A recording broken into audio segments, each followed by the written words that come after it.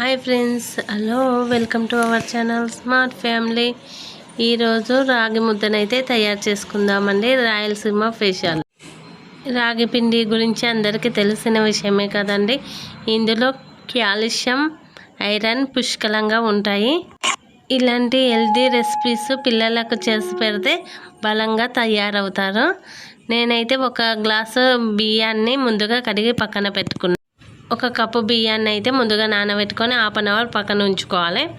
ఒక కప్పు బియ్యానికి 2 కప్పుల రాగి పిండిని అయితే తీసుకున్నాను. పొయ్యి పైన ఒక గిన్నెని పెట్టి 7 కప్పుల నీళ్ళనైతే యాడ్ చేసుకోవాలి. నీళ్ళు మరిగే వరకు మరిగించుకోవాలి బాగా. ఇక్కడ కొలత అయితే 1 గ్లాస్ ఎక్కువైనా తీసుకోవచ్చండి నీళ్ళని.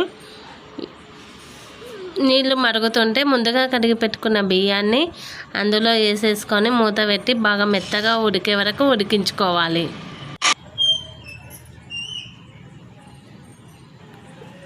అన్నం అయితే ఉడికిపోయింది.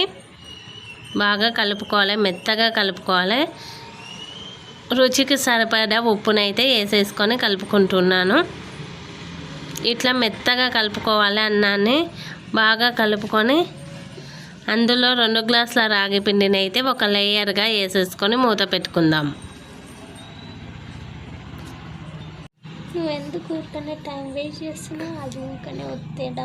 ఒక నిమిషం తర్వాత మూత తీసి రాగి పిండిని అయితే ఒక కర్ర సహాయంతో నేనైతే ఇక్కడ పప్పు గుత్తి తీసుకున్నాను. పప్పు గుత్తి కర్ర లేదా ఇక్కడ థ్రెడ్ని అయితే యూజ్ చేస్తారు. నా దగ్గర అది లేదు కాబట్టి పప్పుగుత్తి కర్రతోనే బాగా కలిసే వరకు రాగి పిండి ముద్దలుగా లేకుండా బాగా కలిసే వరకు కలుపుకోవాలి.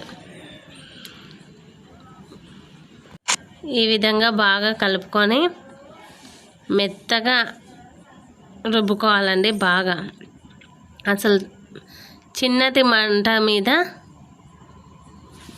మూత పెట్టి ఉడికించుకోవాలి.